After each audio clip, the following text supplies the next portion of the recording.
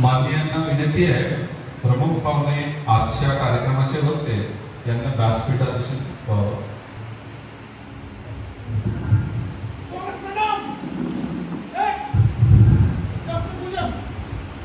माननीयांना नम्र विनंती आहे की त्यांनी त्यांच्या शुभ हस्ते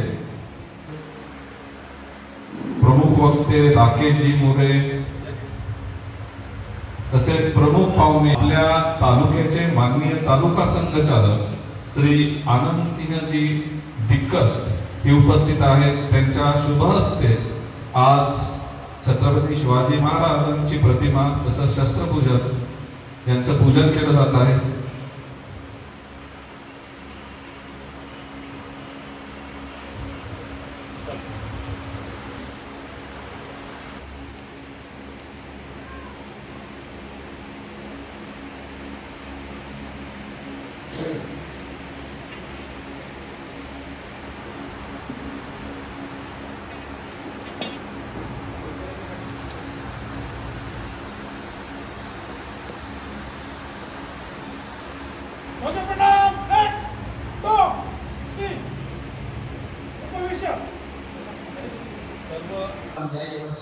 आपल्या तालुक्यात राष्ट्रीय स्वयंसेवक संघाचा विजयादशमी उत्सव साजरा करत आहोत।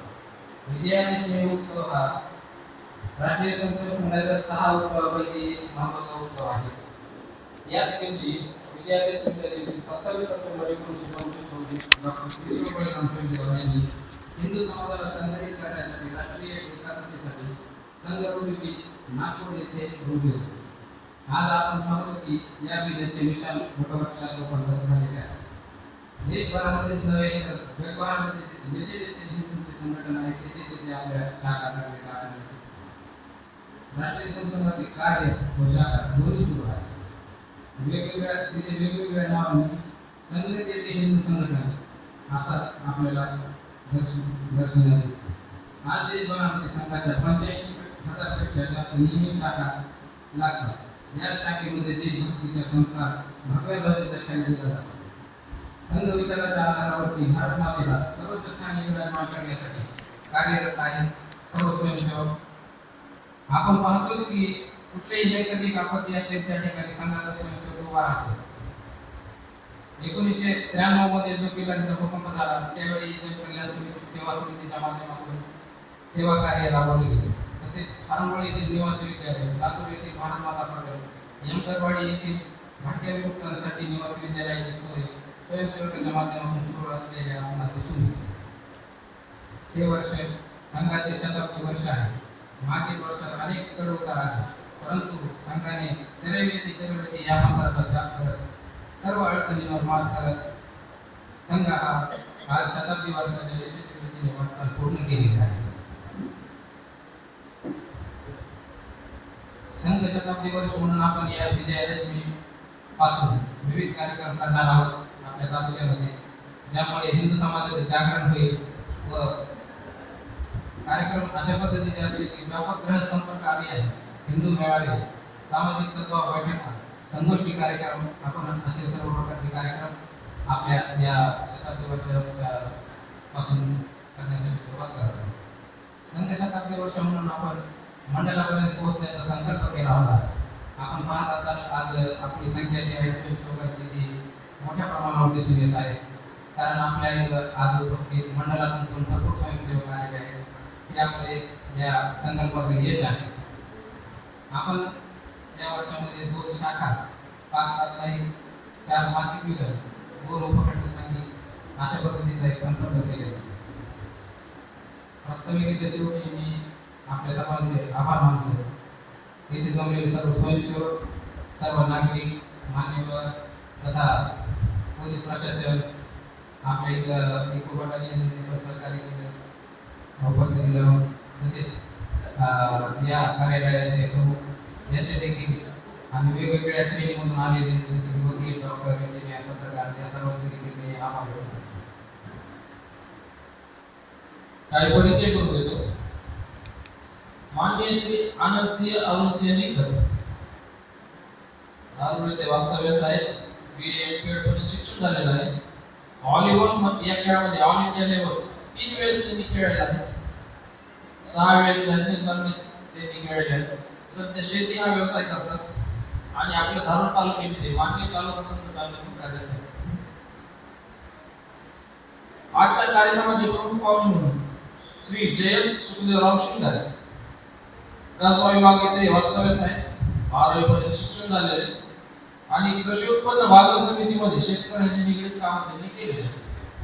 गेल्या 5 वर्षापासून सेंद्रिय शेती करत आहेत आणि महाराष्ट्र शासनाच्या कृषी विभागाच्या अंतर्गत प्रगतशील व सेंद्रिय शेतकरी म्हणून त्यांना गौरवण्यात आले आहे. आजच्या कार्यक्रमाचे वक्ते श्री राकेशजी अनंतराव मोरे, अंबाजोगाई येथे वास्तव्यास आहेत. अंबाजोगाई येथे स्वयंसेवक झाले. पोखरी तालुका अंबाजोगाई येथे शिक्षक म्हणून कार्यरत आहेत. संघटनेच्या 30 वर्ष शिक्षित आहेत. आतापर्यंत त्यांनी शाखा कार्यवाह, मंडल प्रमुख, तालुका कार्यवाह, जिल्हा कार्यवाह, प्रांत महाविद्यालय प्रमुख असे दायित्व निभावलेले आहेत. सध्या ते प्रांताचे बाल कार्य प्रमुख म्हणून काम पाहत आहेत. अजून एक परिचय करून देतो. श्री बिपिन माणिकराव शिरसागर, अंबाजोगाई येथे स्वयंसेवक झाले.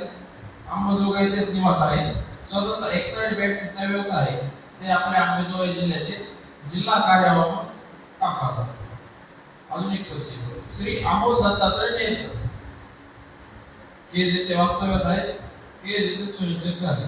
स्वतःचा बजाज गाड्यांचा विक्री व दुरुस्तीचा व्यवसाय आहे आणि ते आपल्या अंबाजोगाई जिल्ह्याचे जिल्हा सहकार्य काम पाहतात.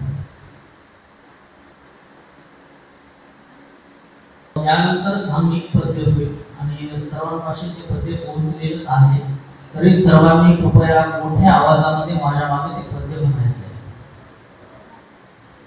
माते तुझ्याच चिंतनी चित्त नित्य राहू दे.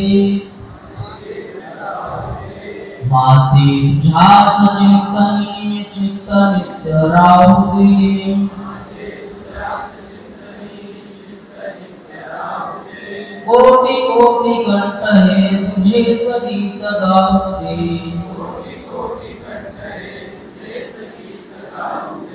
कोटि कोटि कंठ है तुझेच गीत गाऊ दे.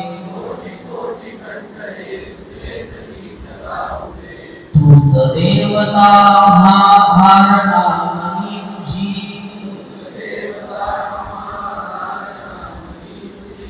ध्येय मंदिरातल्या मूर्ती दिव्य ही तुझी. रूप हेच लोचनी असेच नित्य राहू दे. कोटि कोटि कंठ हे तुझेच गीत गाऊ दे. तुझ्याच भक्तीचा सुगंध अंतरात दरवळे. कीर्ती दुंदुभी जगी लागते तुझ्याकडे. अजय शक्ती दे आम्हा ध्येय धुंद होऊ दे. कोटि कोटि कंठ हे तुझेच गीत गाऊ दे. ब्रह्मतेज जागवी दश दिशा प्रकाशु दे. अंधकार वेधुनी ज्ञान सूर्य पाहू दे. मोह धीर छेदुनी कर्मयोग उजळू दे. तुझेच गीत गाऊ दे. असमर्दिनी जगी धरती घातली तू आम्हा. अमरता कोणी मृत्यूची नसे तमा.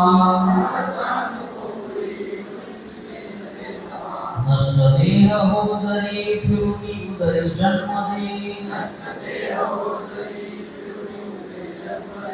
कोटि कोटि कंठ हे तुझेच गीत गाऊ दे.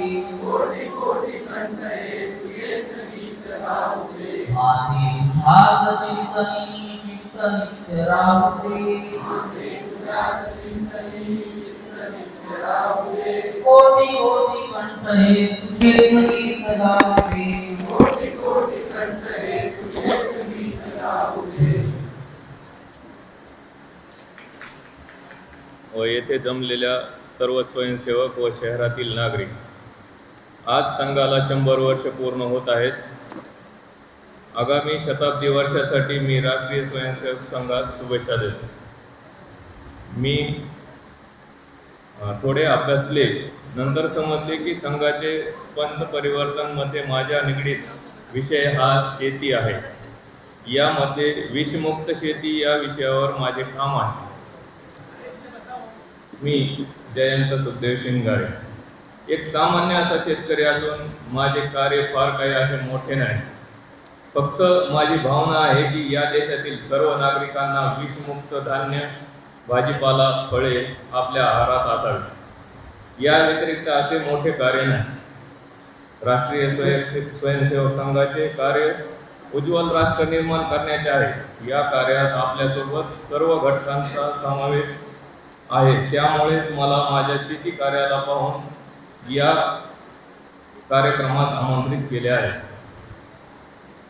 शेतकऱ्यांना समृद्ध न करता हा देश समृद्ध होऊ शकत नाही। याकरता माझ्यासह आपल्या सर्वांना शेतकऱ्यांसाठी भरीव असे काम करणे आवश्यक आहे। धन्यवाद। लोकल हेडगेवार म्हणतात की जगाला दिशा दाखवायची असेल तर प्रथम आपण स्वतः प्रकाशमान व्हावे लागते। सुभाषित सांगतोय, उद्यमेन सिद्ध्यन्ति कार्याणि नवनवते नहि सुप्तस्य सिंहस्य प्रविशन्ति मुखे मृगा। भावात केवळ इच्छा व्यक्त करून कार्य सिद्ध होत नाही, परिश्रम केल्याने यश मिळते। कारण झोपलेल्या सिंहाच्या तोंडात कारण स्वतःहून कधीही जात नाही। वैदिक पद्य म्हणतोय, पाठीमागं कवी म्हणायचं, जिस दिन सोया राष्ट्र जगेगा, दिस दिस पहला नमस्कारेगा। जिस दिन सोया राष्ट्र जगेगा, दिस दिस पहला नमस्कारेगा। भारत विश्व बंधु नायक, भारत विश्व बंधु नायक, भारत मानवता का नायक, सदियों से युगों रहेगा, सदियों से युगों रहेगा। दिस दिस भैया नमस्कारेगा, दिस दिस भैया नमस्कारेगा। वैभवशाली जब हम होंगे, वैभवशाली जब हम होंगे, नहीं किसी से हम कम होंगे, नहीं किसी से हम कम होंगे। क्यों ना फिर गंधर्व मिलेगा, क्यों ना फिर गंधर्व मिलेगा। दिस दिस भैया नमस्कारेगा, जिस दिन सोया राष्ट्र जगेगा, दिस दिस भैया नमस्कारेगा। हम सबकी तो राह एक है, हम सबकी तो राह एक है। कोटि हृदय और भाव एक है, कोटि हृदय और भाव एक है। बात हमारी विश्व सुनेगा, बात हमारी विश्व सुनेगा। दिस दिस भैया नमस्कारेगा, दिस दिन सोया राष्ट्र जगेगा, दिस दिस भैया नमस्कारेगा, दिस दिस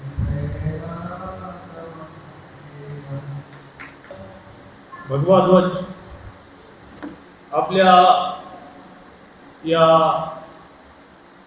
धारूर तालुक्याचे माननीय संघचालकजी आपल्या या विजयादशमीच्या उत्सवासाठी प्रमुख अतिथी म्हणून उपस्थित असलेले जयंतजी या उत्सवासाठी म्हणून आज सकाळपासूनच आपण सगळे तयारीत असणारे नागरिक बंधू, मातृशक्ती आणि आत्मीय स्वयंसेवक कार्यकर्ता बंधू, हे वर्ष श्री गुरु तेग बहादूरजी यांच्या बलिदानाचं 350वं वर्ष म्हणून संबंध देश किंबहुना देशाच्या बाहेर सुद्धा ज्या ज्या ठिकाणी आपले हिंदू बंधू राहतात ते सगळेजण साजरे करतात. तेग बहादूरजींचं बलिदान, त्यांचं त्यावेळेचं हिंदुत्व आणि 350 वर्ष झाले तरी सुद्धा त्यांचं नाव घेतलं, त्यांची कथा आपण ऐकली किंवा त्या संदर्भातलं काही वाचन आपण केलं की स्वाभाविकच आपल्या शरीरामध्ये ज्याला आपण तेज संचारण म्हणतो ते निश्चितच होतं.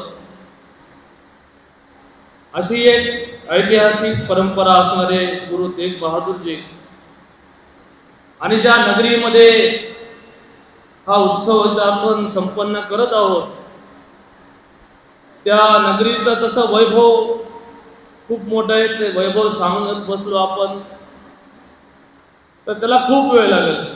पण त्यातल्या त्यात तिथं असणारा किल्ला असेल आणि मराठवाडा मुक्ती संग्रामामध्ये ज्यांचं बलिदान, त्यांची आठवण आपण दरवर्षीच काढतो. असे काशीनाथजी चिंचाळकर त्यांचंही या उत्सवाच्या निमित्तानं आपल्याला स्मरण करणं हे तितकंच महत्त्वाचं आहे. राष्ट्रीय स्वयंसेवक संघाला 100 वर्ष पूर्ण झाले. एखादी संघटना ही 100 वर्षाचा जो काही सगळा प्रवास म्हणतो आपण, तो प्रवास पूर्ण करते आणि सहज हा जो काही सगळा प्रवास आहे तो आहे का, तर तसं नाहीये. आता संचलनामध्ये आपण सगळेजण चालून आलो. संचलन ज्या ज्या घराच्या समोरून गेलं, रस्त्यांवर काढलेल्या रांगोळ्या असतील, माता भगिनी सकाळपासूनच सडा टाकत असतील, रांगोळ्या काढत असतील आणि आपली वाट बघत असतील. आपण स्वाभाविकच रस्त्याने चालत असताना आपल्यावर पडणारी फुलं आहेत. ही पहिल्या दिवसापासून आतापर्यंत फुलंच पडत होती का आपल्या अंगावर सगळ्यांच्या, किंवा आज आपण फुलं पडली आपल्या अंगावर म्हणून आपण आनंदित होऊन आज जायचं असं आहे का, तर असं पण नाही. तर आजच्या या दिवसाच्या निमित्ताने त्याचं स्मरण करणं आणि फुलं आपल्या अंगावर पडतायत म्हणून आनंदित होऊन घरामध्ये जाऊन झोपणं असं पण नाही. फुलं जे पडतायत ते आपण केलेला सगळा प्रवास आहे आणि इथून पुढे जो काही सगळा आपल्याला प्रवास करायचा आहे त्याच्यासाठी आपण सज्ज व्हायचं आहे, त्याच्यासाठी आपण तयार होतोय, आपण तयार व्हायचंय. या अपेक्षेने आणि या विश्वासाने हा सगळा स्वागत सोहळा हा संचलनाच्या निमित्तानं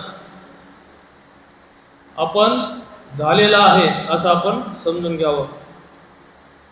हा उत्सव विजयादशमीचा उत्सव म्हणलं तर आपल्याला असं वाटू शकतं की विजयादशमी तर 2 तारखेला होऊन गेले आणि 12 तारखेला परत काय विजयादशमीचं.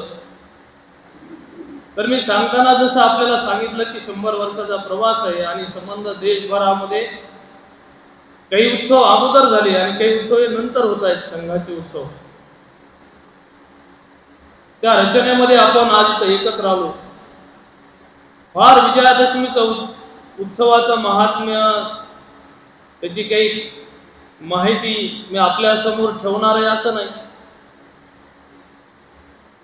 पण आपल्याला सगळ्यांना जे माहीत आहे त्याची फक्त उजळणी काही करतो की विजयादशमीचा उत्सव हा प्रभू रामचंद्र ज्यांनी लंकेवर सगळा विजय मिळवला, अयोध्येमध्ये आले आणि स्वागताचा जो काही सगळा सोहळा आपण साजरा करतो, त्यासोबतच समाजामध्ये एक प्रकारचं असत्यावर सत्याचा विजय यासाठी पण हा काही उत्सव आहे तो आहे. पुराण काळामध्ये सांगितलं जातं की सगळे जे पांडव आहेत ते वनवासामध्ये गेले आणि वापस आल्यानंतर किंबहुना ते जात असताना त्याने ज्या झाडावर हे सगळे शस्त्र ठेवले होते, भीमाकडे असणारी गदा असेल, सोबत असणारे सगळे जे होते त्या सगळ्यांनी शमीच्या वृक्षावर ठेवलेले सगळे शस्त्र वापस आले आणि त्याने ते सगळे पुसून घेतलं, त्याला व्यवस्थित केलं आणि पुन्हा एकदा ते सज्ज झाले. तो हा दिवस म्हणून ह्या विजयादशमीच्या निमित्ताने शस्त्रपूजन हे केलं जातं. या वर्षीच्या राष्ट्रीय स्वयंसेवक संघाच्या सगळ्या नियोजनामध्ये अनेक वस्त्यांमध्ये अनेक शहरांमध्ये वस्तीशहा हे उत्सव झाले. अनेक जणांनी प्रश्न पण केले की आमच्याकडे बंदूक नाहीये, आमच्याकडे तलवार नाहीये, आमच्याकडे कोणतं शस्त्र नाहीये. बंदूक म्हणजे तलवार आहे, बंदूक म्हणजे शस्त्र आहे असं आहे का? तर असं नाही. घरामध्ये ज्याचा उपयोग आपण घरामध्ये जे काही भाज्या आहेत ते कापण्यासाठी करतो, तिथपासून घरामध्ये असणारा विळा असेल, घरामध्ये असणारा कोयता असेल, घरामध्ये असणारी कुऱ्हाड असेल, हे सगळे शस्त्र आहेत आणि त्याची पूजा आपण करणं, त्याला एकदा त्याचा जो काही आपण सन्मान म्हणतो तो सन्मान करणं हे तितकंच महत्वाचं आहे. म्हणून आपण हे म्हणून या शस्त्रपूजनाची आपल्याला परंपरा असलेली लक्षात येते. राष्ट्रीय स्वयंसेवक संघाच्या एकूण प्रवासामध्ये जसं आता अमृत वचनामध्ये सांगितलं की पूजनीय डॉक्टर म्हणतात समोर 3 प्रतिमा ठेवलेल्या आहेत. स्वयंसेवक कार्यकर्त्यांना 3 प्रतिमा कोणाच्या आहेत त्यांचं नाव पण आपल्याला माहिती आहे, पण नागरिक माता बंधू आलेले आहेत. पलीकडच्या बाजूला जे फोटो आहे ते डॉक्टर केशव बैरामपंत हेडगेवार यांनी संघाची स्थापना 1925 साली केली. मध्ये असणारा जो फोटो आहे तो छत्रपती शिवाजी महाराजांचा आहे, ज्यांनी हिंदवी स्वराज्याची स्थापना करण्याची जी काही प्रतिज्ञा घेतली, किंबहुना जन्मापासूनच त्यांच्या एकूण सगळ्या कार्याची आपण माहिती ऐकतोच आणि आपल्याला सतत प्रेरणा देणारे असे छत्रपती शिवाजी महाराज आणि दुसरे पूजनीय सरसंघचालक माधव सदाशिवराव गोळवलकर यांची प्रतिमा आहे. म्हणजे डॉक्टर केशव बैरामपंत हेडगेवार यांनी 1925 साली संघाची स्थापना केली. का केली असेल? एखादी संस्था संघटना उभा करायची म्हणलं की आज आपण बघू शकतो की संघटना उभा करायची, संस्था उभा करायची, अनेक त्याच्यामधल्या गोष्टी असतात. नाव काय असावं, त्याची घटना काय असावी, त्याच्यामध्ये कोण कोण असावं, मग असावं तर ते जवळचे असावे का लांबचे असावे, इथपासून सगळा विचार केला जातो. भविष्यामध्ये त्या संस्थेमध्ये संघटनेमध्ये असणारी मंडळी आपल्याला त्रासदायक तर होणार नाहीत ना, इथपर्यंत सगळा विचार करून संस्था संघटना ही स्थापन केली जाते आज.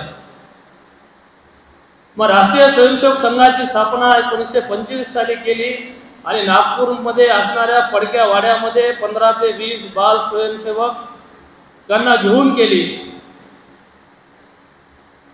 काय विचार असेल, काय उद्देश असेल? जसं मी आता आपल्याला म्हणलं, एखादी संस्था स्थापन करायची तर उद्देश 15-20 उद्देश लिहून काढावे लागतात. मग डॉक्टर हेडगेवारांचं चरित्र वाचायला जर आपण घेतलं तर त्यांच्या जीवनावर वाचन जर आपण केलं तर 2-3 तासामध्ये ते पूर्णारी गोष्ट नाही ती. पण कारण त्यांच्या चरित्रातून आपल्याला लक्षात येतं की काँग्रेसच्या एकूण सगळ्या त्यावेळेस असणारा एकच पक्ष होता देशभरामध्ये. म्हणजे काँग्रेसच्या सगळ्या आंदोलनांमध्ये कामांमध्ये ते होतेच. पण हे सगळं करत असताना त्यांच्या असं लक्षात आलं की देश काही कालावधीच्या नंतर स्वातंत्र्य होईल. निश्चितच भारत देशाला स्वातंत्र्य मिळेल, पण ते टिकेल का, किती वर्ष टिकेल हे सांगता येणं शक्य नाही. याचं कारण काय? तर शाळेमध्ये शिकवताना लक्षात येतं किंवा आपल्यापैकी जे सगळेजण 10वी पर्यंत शाळा शिकलो आपण, 10वी पर्यंतच्या आतापर्यंतच्या इतिहासामध्ये आम्हाला शिकवलं की इंग्रज भारतावर आले, 150 वर्ष त्यांनी राज्य केलं आणि इंग्रज परत गेले. म्हणजे इंग्रजांची माहिती आमच्या समोर दिली जाते. इंग्रज आले आणि गेले, 150 वर्षच राज्य केलं. मग डॉक्टर हेडगेवारांनी ज्यावेळेला संघाची स्थापना केली त्यावेळेला तर इंग्रजांचं प्रत्यक्षात इथं, त्याला आपण राज्य म्हणतो, त्यांचा इथं अधिकार म्हणतो, ते सगळं चालू होतं. मग डॉक्टरांनी विचार केला की इंग्रज जातील पण काही दिवसानंतर, पण पुन्हा अशी परिस्थिती आपल्यावर येणार नाही कशावरून. म्हणून मी आपल्याला सांगत होतो आता की 150 वर्ष केव्हा इंग्रजांनी देशावर राज्य केलं असं नाही. तर डॉक्टरांनी अभ्यास केला की त्याच्या अगोदर तर कितीतरी वर्ष, म्हणजे शेख आले, ह्यूम आले, ह्युमायून आले, फ्रेंच आले, डच आले, पोर्तुगीज आले आणि सगळ्यात शेवटी आलेले इंग्रज होते. आपल्याला फक्त तेवढंच लक्षात राहतं. असा विचार डॉक्टरांनी केला आणि आपल्या भारत देशावर पुन्हा कोणी येऊन आक्रमण करू नये, आपण कोणी पुन्हा पारतंत्र्यात जाऊ नये, याच्यासाठी म्हणून काय करायचं? तर याच्यासाठी म्हणून त्यांनी राष्ट्रीय स्वयंसेवक संघाची स्थापना 1925 साली केली. काय ध्येय डोळ्यासमोर होतं? तर देशाची सुरक्षा, देशामधला जो काही सगळा हिंदू समाज आहे तो एकत्र आला पाहिजे. हा एकाच भावनेनं राष्ट्रीय स्वयंसेवक संघाची स्थापना डॉक्टर हेडगेवारांनी आपल्याला 100 वर्षापूर्वी केलेली लक्षात येते. मग मी बोलताना म्हणलो आपल्याला की 1925 ते आता 2 ऑक्टोबरला या संघाला 100 वर्ष पूर्ण झाली. मग या 100 वर्षाच्या सगळ्या प्रवासामध्ये सगळा आनंदी आनंद होता का? तर आनंदी आनंद नव्हता. आपण सगळे कुटुंबामध्ये राहतो, आपण कुटुंबात राहतो. कुटुंबात राहत असताना आपण जर विचार केला तर आपल्याला लक्षात येईल की आपल्या कुटुंबामध्ये रोजच आनंद असतो का? रोजच घरी काही गोडधोड आणलंय, रोजच गोडधोड आपण खायलो असं एकत्र असं नाही. कुटुंबात जीवन जगत असताना आपल्याला लक्षात येतं की कधी आनंद आहे, कधी दुःख आहे, कधी दुःख एवढं मोठं आहे की सांगता येणार नाहीये, कधी आनंद एवढा मोठा आहे की तोही सांगता येणार नाही, आणि मधलाही काही कालावधी असतो. तसं संघाचा जो काही प्रवास आहे सगळा 100 वर्षाचा तो सगळा असाच आहे. संघाची स्थापना झाली, डॉक्टर रस्त्याने चालायचे त्यावेळेला त्यांच्या चरित्रातून लक्षात येतं की लोक त्यांना म्हणायचे काय वेळा माणूस आहे, 10, 15, 20, 25 बालांना घेऊन, तरुणांना घेऊन संघाची स्थापना केली. काय त्याच्याने संघामध्ये देशामध्ये कुठं परिवर्तन होत असतं.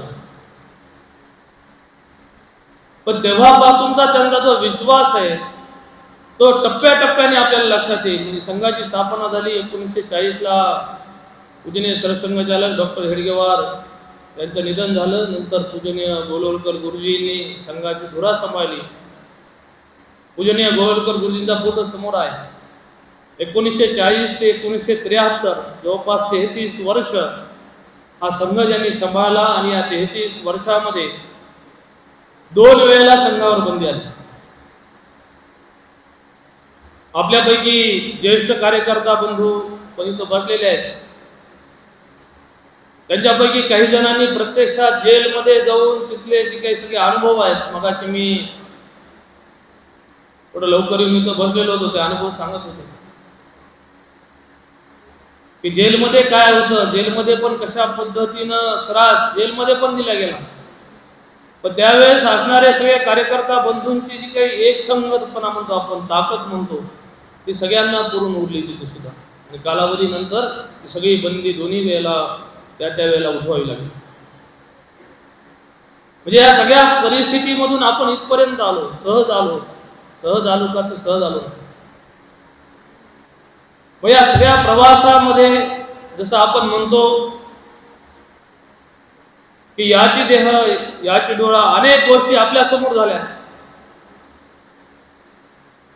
आपल्या समोर असणाऱ्या गोष्टी ज्या आहेत त्यामध्ये आपण सगळ्यांनी मिळून जे केलं, त्यामध्ये राम जन्मभूमी सारखं आंदोलन असेल, त्यामध्ये काही जण असं आता जसं म्हणलो मी आपल्याला की काही जण कारसेवेलाही प्रत्यक्षात असणारी इथं मंडळी आहेत. 93 ची कारसेवा असेल. आणि त्यांच्या समोरच आपण सगळ्या जणांनीच मागच्या 2 वर्षामध्ये आपण सगळ्यांनी बघितलं की याच राम मंदिराच्या उभारणीसाठी प्रत्यक्षात निधी जमा करणं असेल. निधी मधले पण तसे भरपूर अनुभव सांगता येण्यासारखे. 2-4 संपत्तीवाले देशामधले उभा राहिले आणि तयार झाले असते, किंवा तसे म्हणले सुद्धा काही जण की आम्ही मंदिर उभा करून देतो, फक्त तिथे कमानीला आमचं नाव द्या सुरुवातीला. पण ते काय झालं असतं, मंदिर त्यांचं झालं असतं. राम हा सर्वांचा आहे. राम हा झोपडीतल्याचा सुद्धा आहे आणि उच्चमध्ये ज्याला आपण श्रीमंत म्हणतो, श्रीमंत घरातल्याचा सुद्धा आहे, मध्यमवर्गीयाचा सुद्धा आहे. या अभियानामध्ये झोपडीपर्यंत सुद्धा आपण गेलो. झोपडीमधल्या माता माऊलींना दिलेले 10 रुपये असतील, किंबहुना काही माता माऊली किंवा त्या घरामधले कुटुंब पैसेही देऊ शकले नाहीत आपल्याला, पण त्यांनी दिलेलं त्यावेळेचं थकून आपण तिथपर्यंत पोहोचल्यानंतरचं पाणी असेल आपल्याला पहिला दिलेलं असेल, हे सुद्धा तितकंच महत्वाचं होतं त्यावेळेस. हा सगळा अनुभव संबंध समाजाने घेतलाय, आपण सर्वांनी हा घेतला. मग निधी संकलनाचाही अनुभव घेतला आणि नंतर आपण जो काही उत्सव म्हणतो, सोहळा म्हणतो, ते प्रत्यक्षात हे रामाचं मंदिर उभं राहिलं. आणि मंदिर उभा राहत असतानाचे क्षण, त्याचा अनुभव हा प्रत्यक्षात घेणारे पण आपण सगळेजणच आहे. म्हणून त्याला मी म्हणलं आता याची देह याची डोळा प्रत्यक्षदर्शी आपण हे सगळं बघणारी मंडळी आहोत. आपण सगळेजण भाग्यवान आहेत की हे सगळं आपल्या समोर होत आहे. मग हे समोर सगळं होत असताना सहज झालंय का हे सगळं? समाजाचं ज्याला आपण म्हणतो, समाज काय म्हणतो, आज कोणतीही गोष्ट म्हणलं की संघाने करावं असं. एखादी गोष्ट आली करायची आहे समाजामध्ये, संघाने करावं. का संघाने करावं? तर संघावर तो विश्वास आहे. तो आजचा विश्वास आहे का? तर आजचा नाही, मागच्या 100 वर्षाचा विश्वास. आज काम करणारी कार्यकारिणी असेल, आज काम करणारा कार्यकर्ता बंधू असेल, पण ज्यांनी सगळी परंपरा, ज्यांनी सगळं ज्याला आपण म्हणतो काम करत असतानाचे कटू अनुभव असतील, चांगले अनुभव असतील, ते जगत इथपर्यंत आले आणि आपल्या हातामध्ये हा सगळा संघ दिला. ही सगळी परंपरा इथपर्यंत आपल्याला आलेली लक्षात येईल. हे पण आपण लक्षात घेतलं पाहिजे. केवळ राम मंदिर मध्येच आपण काम केलं असं का? तर असं नाही. कोरोना सारखी परिस्थिती होती, कोरोना सारख्या परिस्थितीमध्ये सुद्धा आपण भरपूर काम केलं. मुंबई मधला धारावी सारखा परिसर आहे, त्या परिसरामध्ये सतत काम करणारे आपले कार्यकर्ता बंधू, त्यांची संख्या सांगितली जाते 21 कार्यकर्ता बंधू तिथे काम करत होते.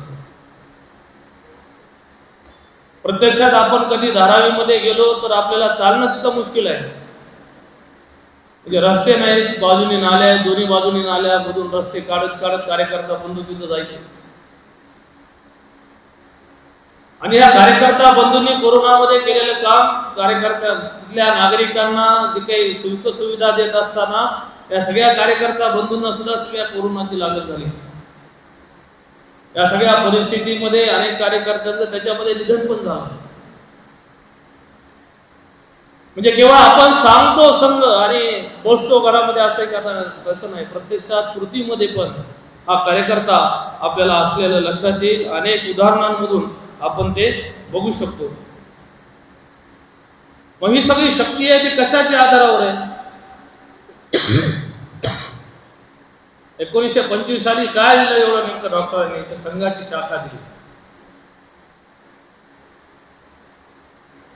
आपण काय रजिस्टर आहेत का? आपण आलो, तुमचं नाव घेतलं, जसं एखादी संस्था म्हणली की नाव आहे आजल मधून तिथं बोर्डवर नाव आहे, असं आहे का? तर असं नाही. संघाने हा विश्वास दिला की संघाच्या 1 तासाच्या शाखेमध्ये आपण आलो, त्या 1 तासाच्या शाखेमध्ये केलेले सूर्यनमस्कार असतील, त्या 1 तासाच्या शाखेमध्ये करत असलेले आपण खेळ असू, त्या 1 तासाच्या शाखेमध्ये करत असलेले आपण कवायत असू, त्या 1 तासाच्या शाखेमधल्या बौद्धिक कार्यक्रम असतील, मग आता जसं वैयक्तिक गीत म्हणलंय, सांघिक गीत म्हणलं गेलं, अशा सगळे जे काही 1 तासाचे कार्यक्रम आहेत ते नित्य सिद्ध शक्ती आपण ज्याला म्हणतो. या नित्य सिद्ध शक्तीच्या आधारावरच हा सगळं परिवर्तन होत होत गेलेलं आपल्याला लक्षात आहे. आणि ते आतापर्यंत आपल्याला इथपर्यंत आलेलं लक्षात. मग हे सगळं काम करत असताना जसं मी आपल्याला सांगितलं, कोरोनामध्ये आपणच काम केलं, संघानेच काम केलं असं एकत्र असं पण नाही. समाजामध्ये काम करणारे अनेक नित्य सिद्ध शक्ती आहेत, रोज ते काम करतात. जसं आपण धारूर मध्ये पण बघतो, इथं पण काम करणारी बरीच मंडळी आहे. मग इथं वस्त्यांमध्ये राहत असणारी मंडळी आहे, त्या मंडळींना आधार कार्ड नसेल, त्या मंडळींना मतदानाचं कार्ड नसेल, त्या मंडळींना काय जातीचा दाखला नसेल, प्रत्यक्षात संघ काही त्या तहसील समोर जाऊन आंदोलन करून त्यांचे प्रश्न मिटवतात का? तर असं नाही. तर योग्य माणसांपर्यंत तो निरोप पोहोचून योग्य माणसाला त्या विषयाशी जोडून ते काम पूर्ण केलं जातं. हे जसं काम आहे कार्यकर्त्यांच्या माध्यमातून परिसरामध्ये असणाऱ्या समस्या सोडवण्याचा प्रयत्न आहे, तसं धारूर शहरामध्ये असणाऱ्या पर्यावरणाच्या विषयामध्ये अनेक जण काम करतात, जिथं अनेक NGO पण काम करतात. म्हणजे सगळं देशामधलं असणारं परिवर्तन, संघाचं असं म्हणणं आहे का की देशामध्ये असणारं सगळं परिवर्तन हे फक्त संघच आणू शकतो असं आहे का? असं पण नाही. तर समाजामध्ये असणारी, दिसणारी, काम करणारी ही जी काही सगळी सज्जन शक्ती आहे, या सगळ्या सज्जन शक्तीच्या आधारावर आपल्याला पुढे जावं लागेल. आणि ती सगळी सज्जन शक्ती आपल्याला काम करताना प्रत्यक्षात दिसून पण येते, आपल्या अवतीभोवती पण ती असते. त्या सज्जन शक्तीमधलं एक उदाहरण लोकसत्ता पेपरमध्ये 2 वर्षापूर्वी आलेली बातमी आहे. महाविद्यालयीन एक तरुणी होती, मुंबई मधलं उदाहरण आहे. तिची आई भांडे घासण्याचे काम किंवा घरामध्ये जे काही काम आपण करतो करायचे म्हणून ती करणारी होती. ती रोज सकाळी झोपडीमध्ये राहायचे, सकाळी महाविद्यालयाला जायची आणि वापस यायची. एक दिवस ती कॉलेजमधून वापस येत असताना समोरून तिची आई आली आणि तिच्या असं लक्षात आलं की आईच्या पायामध्ये चप्पल नाहीये. मेचा महिना होता, एप्रिल मेचा साधारण महिना असेल. मग ती आईला म्हणली, एवढं मोठं ऊन आहे, डोक्यावर ऊन आहे आणि तू बिना चप्पलची कुठं चाललीस? स्वाभाविक आहे, आपण पण असू तसे तर आपण पण विचारणारच आहे. ते आईनं सांगितलं चप्पल घेण्यासाठी स्वाभाविक आर्थिक परिस्थिती नसेल. मग मुलगी घरी गेली, तिने विचार केला काय करता येईल. मग विचार करून थांबली का? नुसतं नाही थांबली. लक्षात घ्या. तर दुसऱ्या दिवशी कॉलेजमधून आल्यानंतर घरी असणारी तोडकी मोडकी तिने सायकल घेतली सायकलला मागे कॅरियरला जसं आपण कार्टून बघतो, कार्टून असतं आपलं, त्याच्यामध्ये काही ना काही आपण ठेवत असतो वस्तू, तसं कार्टून तिनं सायकलला पाठीमागे कॅरियरला बांधलं. आणि त्या मुंबईमध्ये असणाऱ्या उंच उंच इमारती आहेत, त्या इमारतीमधल्या प्रत्येक घरासमोर ती गेली आणि त्या घरामधल्या दरवाजाला ते असं वाजवायची, घरामध्ये जाऊन, घराच्या दरवाजाला जाऊन मधले दरवाजा उघडायचे आणि स्वाभाविक ते विचारायचे काय काम आहे. मग ही सांगायची की तुमच्या घरामध्ये किती सदस्य आहेत असं ती विचारायची. म्हणजे घरामध्ये स्वाभाविक सांगायचे की आमच्या घरामध्ये 2 जण आहेत, आमच्या घरामध्ये 4 जण आहेत. मग ती तरुणी म्हणायची ठीक आहे तुमच्या घरामध्ये 4 जण आहेत, पण बाहेर ठेवलेल्या चपला 7, 8, 15 दिसत आहेत मला, याच्यामध्ये मला काही मिळतील का? मग अशा प्रत्येक घरामधल्या 2-4 त्याला आपण चप्पल असतील, बूट असतील ती जमा करायची. त्याच्यामधले जे काही चांगले असतील त्यांना एकत्रित करून, जशी तिची आई होती ती बिना चप्पलची फिरत होती, तशी अनेक मंडळी त्या फुटपाथवर बसलेली होती. सगळ्यांना ती वाटप करायची. म्हणजे समाजामधलं जे दुःख आहे, त्या समाजामधलं जी काही समस्या जी काही म्हणतो आपण, ती तिला लक्षात आली आणि ती काम करत लागली. नंतर तिच्यासोबत अनेक जण आले. म्हणजे समाजामध्ये असे सुद्धा काम करणारी मंडळी भरपूर आहे. अजून एक उदाहरण त्यामध्ये सांगता येईल की आता जसं आपण बघतो यावर्षी खूप पाऊस झाला आणि आता थंडी चालू होते. थंडीच्या दिवसामध्ये मुंबईमधले गीतकार सकाळी लवकर उठायचे 3:30 वाजता आणि त्यांची मोठी अशी व्हॅन होती. त्या व्हॅनमध्ये पांघरायचे कपडे ते भरून आणायचे, रात्रीच भरून आणायचे व्हॅन. त्या ड्रायव्हरला त्यांनी सांगून ठेवलेलं होतं आणि हे सकाळी 3:30लाच बाहेर पडायचे. ड्रायव्हर आणि ते केवळ संगीतकार होते, ते दोघंच असायचे. म्हणजे फुटपाथवर जायचे, ज्यांच्या ज्यांच्या अंगावर पांघरुणं नव्हती त्या सगळ्यांच्या अंगावर ते पांघरुणं टाकायचे आणि ज्याला आपण म्हणतो दिवस उजाडणे, त्याच्या अगोदर यांच्या घरी येऊन आपल्या पुढच्या कामाला ते लागायचे. आणि ते ड्रायव्हरला सांगून ठेवलं होतं की हे तू कुणालाही सांगायचं नाही. ही गोष्ट कधी कळली ती ज्यावेळेला ते गेले आणि ते गेल्यानंतर ज्यावेळेला त्यांचा ड्रायव्हर होता गाडीचा, तो ड्रायव्हर या सगळ्या आठवणी काढून रडत होता. पत्रकारांनी त्याला विचारलं का रे बाबा तू एवढं?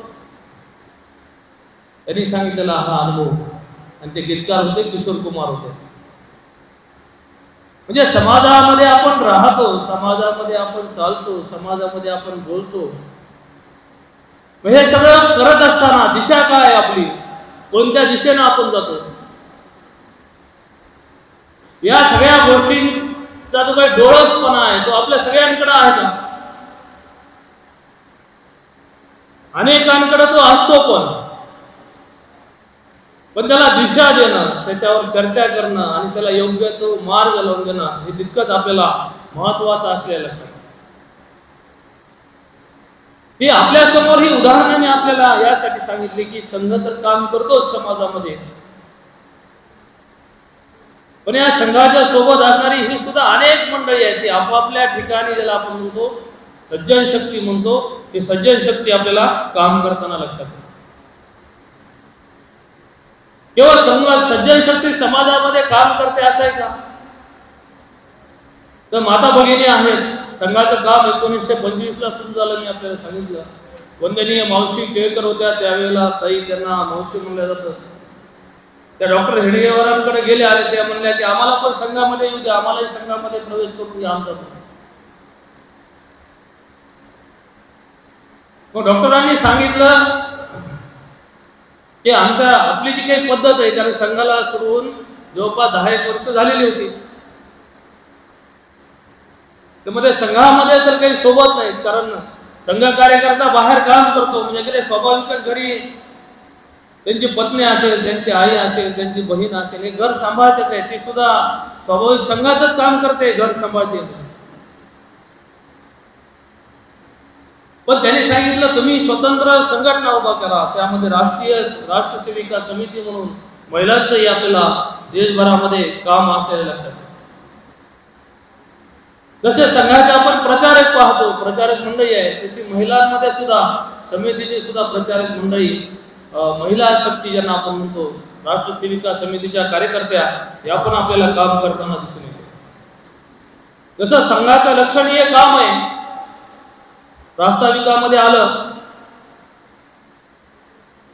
की केवळ भारतामध्येच संघाचं काम आहे असं आहे का? संघाचं काम केवळ भारतामध्येच आहे असं नाही, देशामध्ये किंबहुना विश्वामध्ये आपण म्हणतो 27 देशामध्ये हिंदू संघ या नावाने बाहेरच्या देशामध्ये संघ काम करतो. आणि हे सगळं काम करत असताना देशभरामध्ये मगाशी जसं सांगितलं राम मंदिराचा उल्लेख झाला, 7.5 लाख गावांपर्यंत आपण पोहोचलो त्यावेळेला. म्हणजे सगळं काम करताना केवळ कार्यकर्ताच काम करतो का, तर असंही नाही, महिला शक्तींचं सुद्धा तेवढंच योगदान हे आपल्या सगळ्या कामामध्ये आपल्याला असलेलं लक्षात. संघाचं काम करताना मी बोलत होतो, मगाशी आपल्याला सांगितलं की संघाच्या शाखेच्या माध्यमातून समाजाचं परिवर्तन, शाखेच्या माध्यमातून देशाचं परिवर्तन, या दिशेनं हा संघ आपल्याला चाललेला लक्षात येतो.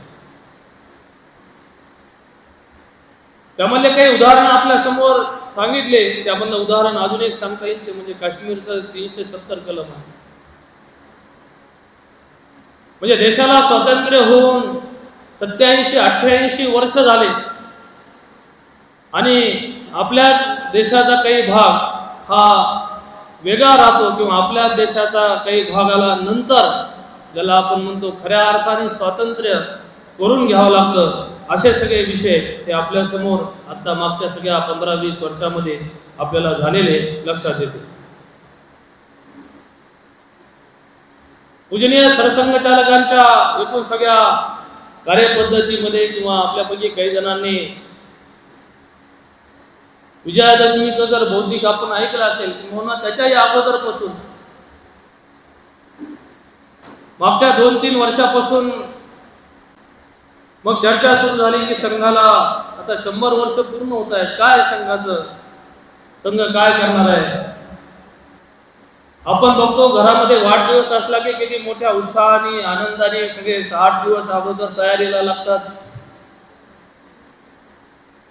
आणि वेगवेगळ्या गोष्टी आपण घरांमध्ये करतो. मग संघाला तर 100 वर्ष पूर्ण झाले, मग मोठ्या मोठ्या कमानी लावल्या पाहिजेत, मोठा मोठा सोहळा हा साजरा केला पाहिजे, असंही का, तर असं नाही.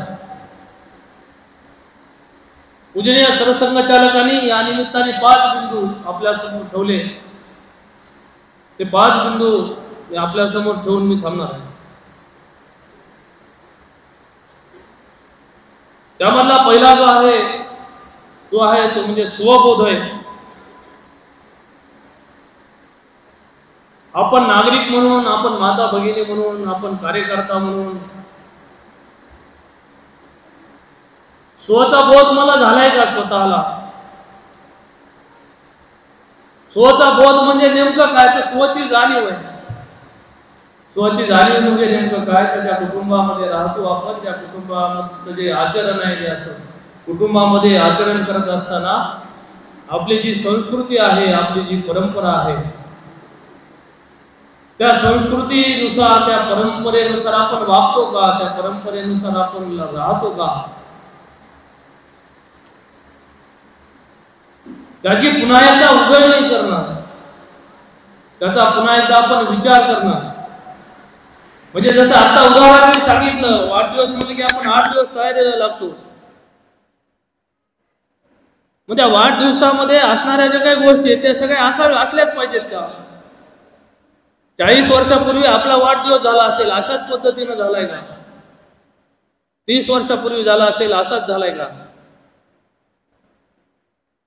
मग आज आपण काम करत असताना, आज आपण एखादा वाढदिवस साजरा करत असताना कोणकोणत्या पाश्चात्य पद्धतीचं आपण अनुकरण करतोय. पाश्चात्य पद्धतीचं आपण अनुकरण करतोय, म्हणजे आपण शुभाचा बोध हळूहळू विसरत चाललोय.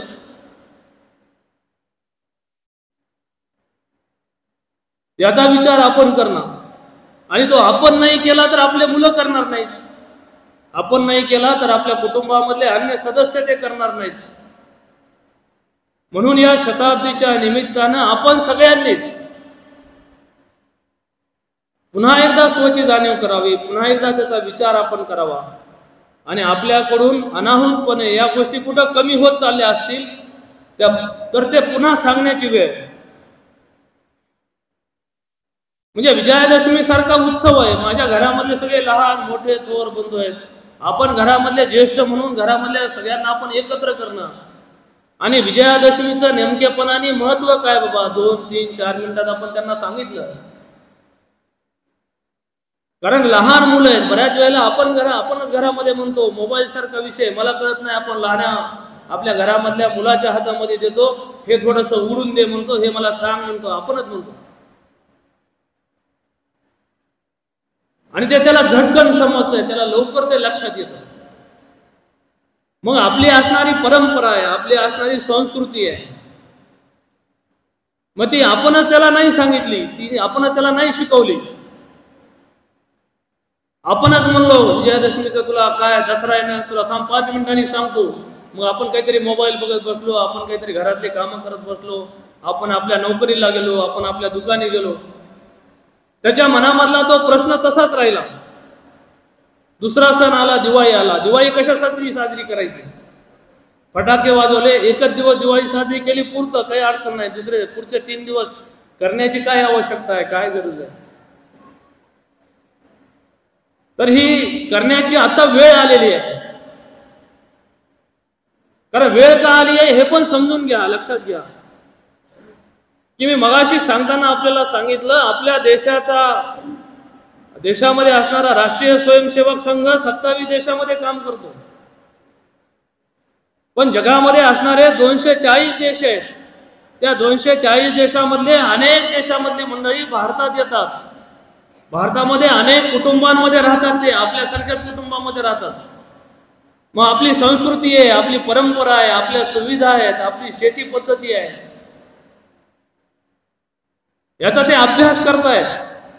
आणि आपल्या देशामध्ये जाऊन तिथं ते मुलांना शिकवतात योग कसा करायचा, तिथं मुलांना शिकवतात ओम भूर्भुवः स्वः याचं महत्व काय, तिथं जाऊन ते त्यांना मुलांना शिकवतात हे गणेश मंत्र तू म्हण, चांगला आहे. आणि आपण हे विसरत चाललोय.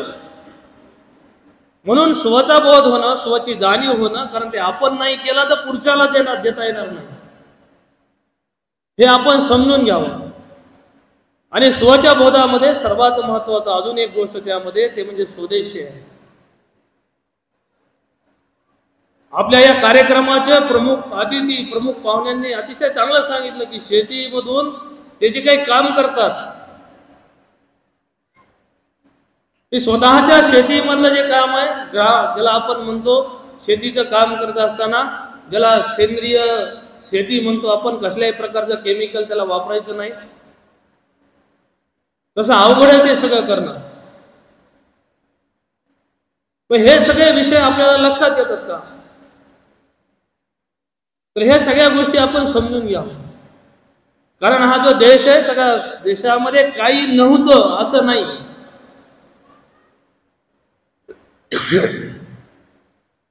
कारण 20-25 वर्षापूर्वीचाच आपण सगळ्यांनी विचार केला, नागरिक बंधू आहेत, कार्यकर्ता बंधू आहेत, माता भगिनी आहेत. तर कारळ आपल्या घरामध्ये होतं, सूर्यफूल आपल्या घरामध्ये होतं, सगळंच आपल्या घरामध्ये होतं. चटणी द्या म्हणलं तर सगळ्या प्रकारच्या चटण्या घरामध्ये असायच्या. आज विकत आणतो तेच आपण घरामध्ये खातो.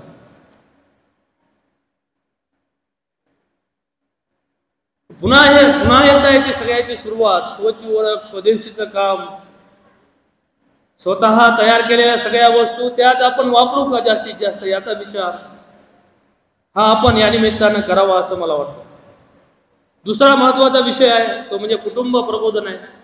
त्यामधल्या काही गोष्टी इथं प्रदर्शनीच्या स्वरूपात आपल्या समोर लावलेल्याच आहेत. स्वची ओळख कशातून आहे तर कुटुंब प्रबोधन आहे, त्याच्यावरच आधारित आहे, लक्षात घेऊ आपण. माझं कुटुंब आहे, संध्याकाळी मी समजा जेवायला बसलो आणि माझ्या हातामध्ये मोबाईल आहे, पत्नीच्या हातामध्ये मोबाईल आहे, मुलं घरामध्ये मोठी झाली त्याच्या हातामध्ये एक मोबाईल आहे, सगळेजण आपलं आपलं जेवण करतील आणि आपल्या आपल्या रूममध्ये जाऊन बसतील, आराम करतील. त्याचं काय चालू आहे, माझं काय चालू आहे, आपला काही संबंध नाही. मोबाईलवर आपण अनेक उदाहरणं वाचतो. मोठी मोठी उद्योजक आहेत त्यांच्या घरामधले काही उदाहरणं व्हॉट्सअपवर पण आपण बऱ्याच जणांनी वाचलं पण असेल. नुसते आपण टाटा बिर्ला असे मोठे मोठे नाव घेतो, हे उद्योगपतींचे नाव घेतो, पण त्यांचं वेळापत्रक ठरलेलं आहे किती वेळ हातात मोबाईल घ्यायचा. घरामध्ये आल्यानंतर त्याला कुठतरी बाजूला ठेवणं, घरामधल्या घरच्या मधल्या मुलांशी संवाद करणं, का रे बाबा तुला शाळेत आज कोणती गोष्ट शिकवली आहे. ठीक आहे, आपलं शिक्षण झालं असेल नसेल, तो जो सांगतोय तो ऐकून तरी घ्या. आपण घरामध्ये काम करत असू, आपण बाहेर काम करतो, कार्यकर्ता बंधू असतील, नागरिक असतील, आपण व्यवसाय करतो, नोकरी करतो, हरकत नाही. पण कधीतरी घरी आल्यावर विचारा पत्नीला, सकाळपासून संध्याकाळपर्यंत आज कोणकोणती कामं केली बा तू. हे सगळी कामं करत असताना काही अडचणी आल्या का तुला. कधीतरी हे आपण आत्मीयतेने विचारणं, ह्याला कुटुंब प्रबोधन. नाही तर परिस्थिती काय भयानक परिस्थिती, कधीतरी टीव्हीवर येतं, मग चित्र येतं टीव्हीवर, अमुक याची पोरगी अमुक याच्या सोबत पाहून गेली. अनेक उदाहरणं अशी आहेत प्रांतामध्ये फिरत असताना लक्षात येतं. किंवा आपण पण टीव्हीवर आता बघतो, काही फार वेळ नाही आता, मोबाईल कुठं घटना झाली की सगळीकडे येऊन जातो. मग ही परिस्थिती उभारवू नये म्हणून हे कुटुंब प्रबोधनाची गरज आहे, लक्षात घ्या. हे उदाहरण याच्यासाठी सांगतोय आपल्याला की कधीतरी आपण वाचायचो 5 वर्षापूर्वी, आम्ही पण वाचायचो 5 वर्षापूर्वी, की कुठं झाली घटना, नंदुरबारला झाली, कुठं घटना झाली अमरावतीला झाली, कुठं घटना झाली नागपूरमध्ये झाली. आज आम्ही काय ऐकतो, आज आम्ही ऐकतो अंबाजोगाईमध्ये या वस्तीमध्ये हे झालंय, त्या वस्तीत ते झालंय. म्हणजे या सगळ्या घटना लक्षात घ्या, आपल्यापर्यंत आल्यात, आपल्या दारापर्यंत आल्यात. आपल्या घरामध्ये प्रवेश करायला फार नाही वेळ लागणार. आणि हे सगळे परिणाम कशाचे आहेत, तर आपल्या घरामधला जो सुसंवाद आहे, चांगला संवाद आहे, घरामध्ये चर्चा आहे, ती नेमकं कोणत्या विषयांवर आपण चर्चा करतो. म्हणजे टीव्हीवर चाललेली एखादी चुकीची गोष्ट आहे, त्याच गोष्टीवरला आपण पुढे रेग ओढतो. मग घरामधले मोठे सदस्य असतील ते त्यालाच पुढे रेस ओढतात. मग आपण लहान घरामधले असतील मुलं, ते त्यालाच पुढे बाहेर गेले की त्यालाच पुढे रेस ओढतात. म्हणजे समाजामधला ज्याला आपण म्हणतो दिशा, ती दिशा आपण कुठे घेऊन चाललो, तर याचाही विचार कुटुंब प्रबोधनामध्ये आपण नक्की करावा असं वाटतं. आणि घरामध्ये किमान एक वेळेला तरी आपण संध्याकाळी एकत्र येऊन एकत्र जेवण आपण केलं पाहिजे. ठीक आहे, दिवसभराची आपल्या पाठीमागे धावपळ आहे. घरामध्ये कोणतंही करा, आपण ज्या ज्या धर्मांमधून आहोत त्या धर्मामध्ये असणारं जे जे भजन म्हणून आपण करू शकतो, घरामध्ये एक 2-5 मिनिटं आपण काढून ते भजन आपण घरामध्ये सगळ्यांसोबत म्हणलं पाहिजे. आणि आपण कधीतरी भ्रमणालाही गेलं पाहिजे. भजन भ्रमण ज्याला आपण म्हणतो, भजन भ्रमण आणि भवन म्हणतो, भ्रमणालाही आपण कधीतरी गेलं पाहिजे. बाहेर पण आपण कधी गेलं पाहिजे. म्हणजे आपण काय असतो, आपल्याच वस्तीपुरते आपल्या घरापुरते मर्यादित असतो. म्हणजे 10 वर्षापूर्वी धारूरमध्ये येणार आम्ही, त्यावेळेला काय होतं, 30-20 जणांचं संचलन निघायचं. खूप झाले प्रयत्न आम्ही करायचो. त्यावेळेचे तालुका कार्यवाह आहे तिथं, त्यावेळेचे प्रयत्न आम्ही करायचो. 40-50 पर्यंत आम्ही जायचो पुस्तक. 50 फार मोठी गोष्ट, 10-12 वर्षापूर्वीची गोष्ट. पण आज काय, आज त्याच्यामधलं परिवर्तन आहे. आज कार्यकर्ते काय, इथं असणारा कार्यकर्ता कधी अंबाजोगाईला गेला, कधी संभाजीनगरला गेला, कधी दुसऱ्या तालुक्यात गेला, तिथून काही शिकून आला. म्हणजे कार्यकर्त्यांनी पण काय केलं, भ्रमण केलं, तिथं जाऊन शिकून इथं आपण आलो. तसे आपण नागरिक बंधू आहेत, माता बंधू आहेत, माता भगिनी आहेत. आपण आपापल्या रचनेमध्ये असतो, आपापल्या घरामध्ये असतो, कुटुंबामध्ये असतो. आपण कधीतरी चांगल्या गोष्टी आपण बाहेर जाऊन पण बघितल्या पाहिजे आणि ते आपल्या घरामध्ये कशा चांगल्या करता येतील याचाही प्रयत्न आपण करावा. आणि कुटुंब प्रबोधनामधला तिसरा मुद्दा आहे तो म्हणजे भवन आहे. माझं घर कसं आहे, भजन, भ्रमण आणि भवन हे सांगितलं जातं. कुणी नातेवाईक आले, कुणी बाहेरचे आले, कुणी मित्र आले, कुणी मैत्रिणी आल्या, घरामध्ये आल्यानंतर आनंद वाटतो का त्यांना? घरामध्ये आलोय, समोरच काहीतरी शुभ लाभ लावलंय, जे काही आपल्या परंपरा आहे घरामधल्या ते लावले समोर चित्र. आपण घरामध्ये कुणी आले बाहेरचे की चांगल्या गोष्टी, आपण सकारात्मक आपण गोष्टी सगळ्या बोलतोय. हे आपण जर करत नसू तर त्या दिशेने आपण जाणं तितकंच महत्वाचं आहे. कारण आज संस्कारांची गरज हे आपल्याला असलेली कुटुंबामध्ये लक्षात येईल. हा दुसरा मुद्दा आहे. तिसरा मुद्दा सांगता येईल नागरी कर्तव्य. म्हणजे निवडणुका असल्या की निवडणुका आहेत म्हणलं की बरेच जण ट्रिप तयार करतात. सहलीला जायचे मला 4 दिवस. आता हे 4 दिवस काही सांगू नका, मी थोडं सहलीला जाऊन येतो. ज्या ज्या पद्धतीच्या निवडणुका आहेत देशभरामध्ये असणाऱ्या, ज्या ज्या निवडणुका आहेत, लोकसभा असतील, लोकसभा आहेत, विधानसभा आहेत, नगरपालिका ज्या ज्या कमी असतील, ग्रामपंचायत असतील, मग मी भारताचा नागरिक म्हणून जर भारताने मला नागरिकत्व दिलेलं आहे, मी स्वतःला भारताचा नागरिक समजतो, मग मतदान करणं हे सुद्धा माझा अधिकार आहे. त्याचं मी पालन करतो का? हे नागरी कर्तव्याचा भाग आहे. रस्त्यावरून मी चाललो आणि 2 जण समजा गाडीहून पडले तर त्याला उचलावं का ना उचलू नये हे घरी जाऊन आपण विचारून येऊन करतो का? तसं नाही. त्याला उचलणं हे नागरी कर्तव्याचा भाग आहे. हे आपण करतो का? नाही, ते आपलं काम नाही, दुसरे 2 जण उचलतील.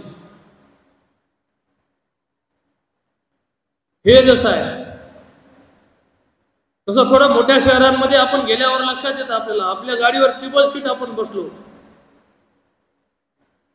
मग नियम सांगतो 2 जण गेले पाहिजेत गाडीवर, तिसरा बसलाय तरी आपण चाललोय. हे योग्य आहे का? हे नागरी कर्तव्याचा भाग आहे. शासनाने सांगितलंय हेल्मेट घातलं पाहिजे, आपल्या सुरक्षेसाठी सांगितलंय. शासनाची सुरक्षा नाहीये त्याच्यात. ते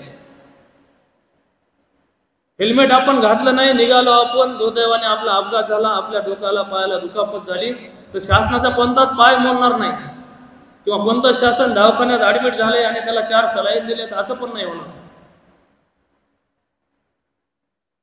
पण या सगळ्या गोष्टींचं आपण पालन करतो का? हे आपण लक्षात घ्यावं. देशामध्ये असणारे राष्ट्रीय सण आहेत, 15 ऑगस्ट आहे, 26 जानेवारी आहे. ज्या ज्या वेळेला आपल्या परिसरामध्ये भागामध्ये आपण ध्वज फडकवतो त्या वेळेला आपण त्याचा सन्मान ठेवतो का?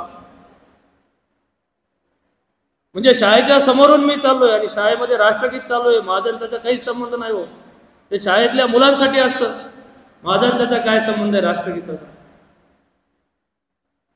ही भावना आहे का आपली? तर निश्चितच अशी भावना नाहीये आपली. आपण उभा राहतो, पण हे कुठं जर कमी झालं असेल, हे कुठं कमी होत असेल तर पुन्हा एकदा आपण त्याचा विचार करणं हे तितकंच महत्वाचं असलेलं आपल्याला लक्षात येईल. कारण लक्षात घ्या, आपल्या सोबत जर मुलगा असेल आणि मध्ये राष्ट्रगीत चालू आहे, भले त्याचा समजा 11वीला गेलाय तो, 12वीला गेलाय तो, शाळेत नाही आता, आणि तो सोबत आहे, आपल्या शाळेच्या समोर आपण उभा आहेत, राष्ट्रगीत सुरू आहे, आपण स्वतः उभा राहिलो तर आणि तो नाही उभा राहिला तर त्याला आपल्याला सांगावं लागेल, बाबा राष्ट्रगीत चालू आहे, देशाचं राष्ट्रगीत आहे, तो सन्मान आहे. मग त्याला ते आपण सांगितलं तर तो पुढच्या पिढीला सांगेल, याचाही विचार आपण केला पाहिजे. केवळ राष्ट्रगीतच म्हणून नाही तर जेवढे जेवढे म्हणून राष्ट्रीय प्रतीक आहेत सगळे, या सगळ्या गोष्टींचा सन्मान करणं हे सुद्धा आपले कर्तव्य आहे. म्हणून नागरी कर्तव्य हा तिसरा मुद्दा आपल्याला घेतलेला लक्षात येईल. 4था मुद्दा आहे तो म्हणजे समरसता आहे. आपल्या सगळ्यांच्या घरामध्ये समरसता आहे, त्या समरसतेनं आपण वागतो. फार अडचण शहरांमध्ये येत नाही. पण एक छोटं उदाहरण त्या बाबतीमधलं सांगतो.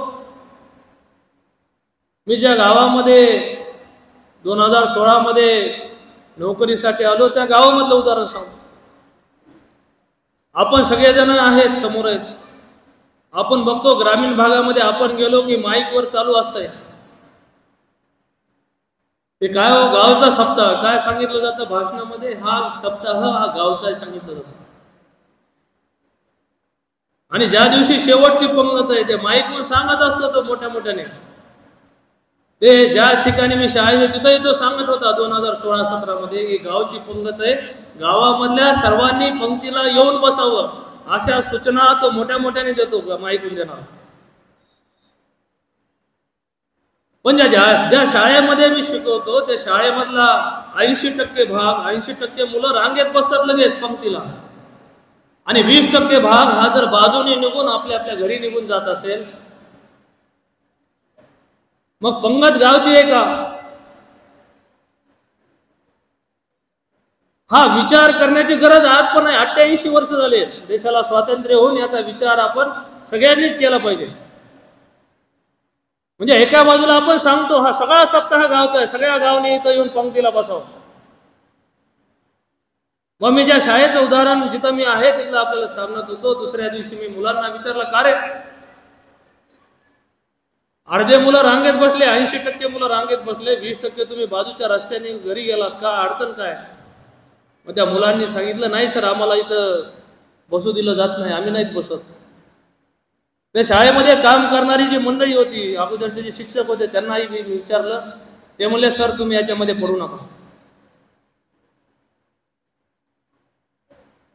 मग याच्यावर आम्ही पुढं काय केलं 3, 4, 5 वर्ष तेही आपल्याला सांगतो की आम्ही प्रयत्नपूर्वक गावातून काही सूचना आली, स्वाभाविक आहे, गावामध्ये बोलवलं जातं, या सर गावामध्ये वास्तुशांती आहे, घरी जेवायला या. मग आम्ही त्यांना प्रयत्नपूर्वक म्हणतो, केवळ शिक्षकांना बोलू नका, सगळ्या मुलांना असेल तर आम्ही तुमच्या घरी जेवायला येतो. मग ते सांगतात सगळ्यांनाच आहे. मग आम्ही पुन्हा त्यांना विचारतो, आमची सगळी मुलं जेवायला येतील, कुणीही शाळेत थांबणार नाही, तुम्हाला चालतंय का? पण सुरुवातीला नाही होत झालं, पण आता हळूहळू ते रुजायला लागलं. गावामधली काही लग्न होती, त्या लग्नांमध्ये सगळे शाळेतले मुलं शाळा सुटल्यानंतर किंवा शनिवारचं असेल रविवारचं लग्न असेल बोलवल्या जातं. सगळ्यांना आम्ही बोलवत होतो, तुम्ही पंक्तीला वाढा. म्हणजे एकीकडे आम्हीच म्हणायचं देशाला स्वातंत्र्य होऊन आता 90 लागेल हो, आणि एकीकडे काय त्याच देशामध्ये त्याच गावांमध्ये अजून पण सगळ्या समाजाला मंदिरामध्ये प्रवेश नाहीये. ही कोणती पद्धती आहे? हा कोणता विचार आहे? ही कोणती समरसता आहे?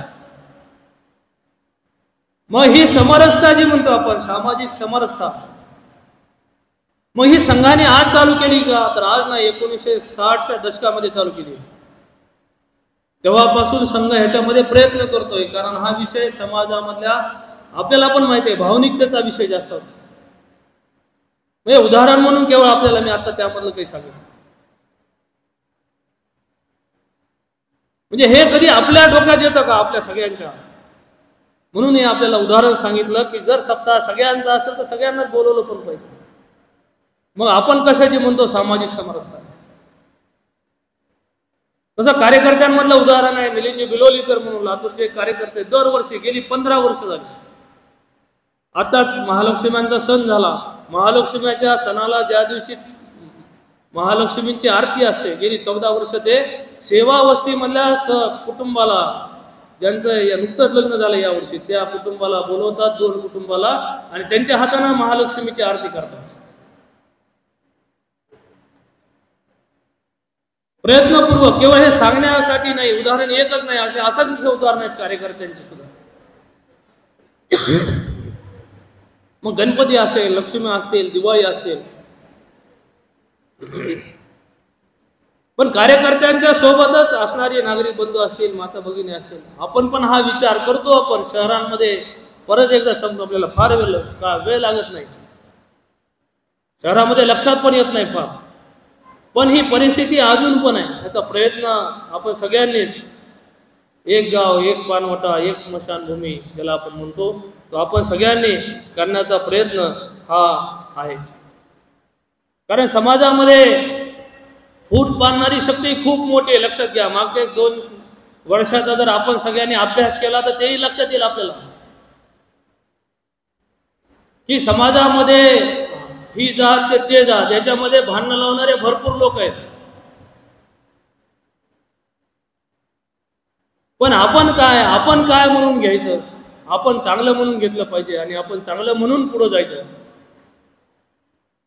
2 वर्षामध्ये झालेली समाजामधली परिस्थिती, समाजामधली अस्थिरता हे सुद्धा संघ कार्यकर्त्यांच्या लक्षात आलं. त्यामध्ये सुद्धा सामाजिक सद्भाव म्हणून जो आपलं काम करतो, मागच्या वर्षी त्या सामाजिक सद्भावाच्या माध्यमातून धारूर असेल, केज असेल, अंबाजोगाई असेल या ठिकाणची असणारी संत मंडळी, अनेक संत त्यामध्ये सुद्धा एकत्रित आले आणि समाजामध्ये अशी फूट पाडणारी जी मंडळी आहे त्यांना उत्तर म्हणून या सगळ्या आपल्या संत मंडळी बंधूंनी यामध्ये खूप प्रयत्न आपण केलेले लक्षात येईल. पण हे समरस्त्याचं काम आहे ते परत एकदा आपल्याला सांगतो की खूप मोठ्या प्रमाणात आपल्या सगळ्यांनीच या सगळ्या विषयामध्ये विचार करण्याची तितकंच गरज असलेली आपल्याला सांगता येईल. आणि शेवटचा यामधला 5वा मुद्दा आहे तो म्हणजे पर्यावरण आहे. कोरोनामध्ये आपल्याला विकत ऑक्सिजन घेऊन आपल्याला लावावं लागला.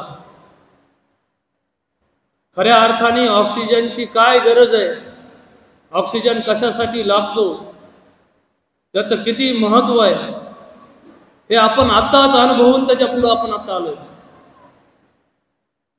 पण हे टिकणार आहे कशावर, तर हे पर्यावरणावर आहे. म्हणजे आपण आज खात असलेले आंबे कुणीतरी 15 वर्षापूर्वी झाड लावलेले आहे, कुणीतरी 20 वर्षापूर्वी लावलेले आहे. आज 40 मध्ये असणारे, 50 मध्ये असणारे त्यांनी स्वाभाविक लावलेला असेल, त्यांना आता मिळत असतील आंबे काय. पण केवळ आंब्याचं झाड आहे असं आहे का, तर असं नाही. तर जे आज आपण पर्यावरण रक्षणामध्ये आपण सांगतो, आज झाडं ज्याला आपण म्हणतो खूप मोठ्या प्रमाणात आज लावली पाहिजे.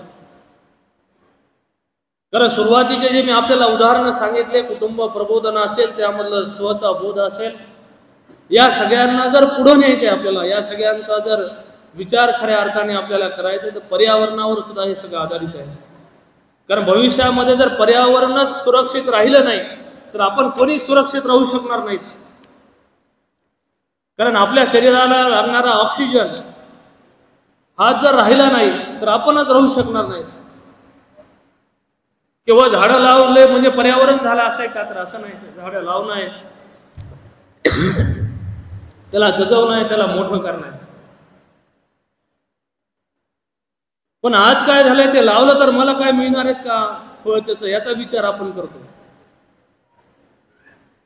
पण हा विचार कुठेतरी बाजूला करून येणाऱ्या भविष्यासाठी आपण हे करू शकू का? पर्यावरण रक्षणाची जबाबदारी ही आपली पण तितकीच आहे, एवढं आपण लक्षात घेतलं पाहिजे. नाही तर मगाशी मी सांगताना सांगितलं, दारूमध्ये काम करणारी मंडळी असेल, पर्यावरण रक्षण असेल, प्लास्टिक मुक्तीसारखा विषय असेल, स्वच्छतेसारखा विषय असेल तर त्यांनीच करावं असं आपल्याला जर वाटत असेल, तसं नाही. आपण सगळ्यांनीच याच्यामध्ये त्याला आपण म्हणतो प्रयत्न केले पाहिजेत. असे हे पंचपरिवर्तनाचे 5 बिंदू घेऊन राष्ट्रीय स्वयंसेवक संघ हा यावर्षी वर्षभरामध्ये अनेक कार्यक्रम आपण करणार आहेत. त्याची सुरुवात ही या विजयादशमीच्या उत्सवापासून आपल्याला झालेली लक्षात येते. आता पुढच्या टप्प्यामध्ये धारूर तालुका म्हणून धारूर तालुक्यामध्ये असणाऱ्या वस्त्या असतील, मंडल असेल, उपखंड रचना असेल, शहरामधल्या अनेक वस्त्यांमधून आपण आलेली मंडळी असो, पुढच्या टप्प्यामध्ये जेवढे आपल्या तालुक्यामध्ये असणारे हिंदू घर आहेत त्या हिंदू घरांपर्यंत आपल्याला संघाचं पत्रक, संघाचा विचार, संघाची एक पुस्तिका हे सगळं घेऊन जायचं आहे. त्याच्यानंतरच्या टप्प्यामध्ये जसं आपण इथं एकत्र आलो तसं वस्तीशहा आपल्याला, जसं आपण राम जन्मभूमीच्या अक्षदा वाटपामध्ये सगळा समाज आपण एकत्र केला, तसं महिला नारी शक्तीच्या आधारावर, नागरिकांच्या आधारावर, कार्यकर्त्यांच्या आधारावर वस्तीशहा आपल्याला हिंदू संमेलन करायचे आहेत. जसं आपण इथं नागरिक सज्जन शक्ती समाजामध्ये बंधू आपण आलेलो आहोत, तसं समाजामध्ये अजून पण बरीच मंडळी आहे आज येऊ शकली नसतील. अशा सगळ्या बंधूंना पण एकत्र करून त्यांच्यासमोर संघाची मांडणी, त्यांच्यासमोर आपल्याला हे सांगणं आणि त्यांना काय वाटतं, त्यांनी ते करत असलेली चांगली कामं हे पण आपल्या सगळ्यांना ऐकून घ्यायचे. असं हे सगळं वर्षभर काम आपलं सगळं चालू राहणार आहे. आपण सगळ्यांनी या सगळ्या कामामध्ये निश्चितच सहभागी व्हावं एवढं मी सांगून यावेळेला इथं थांबतो.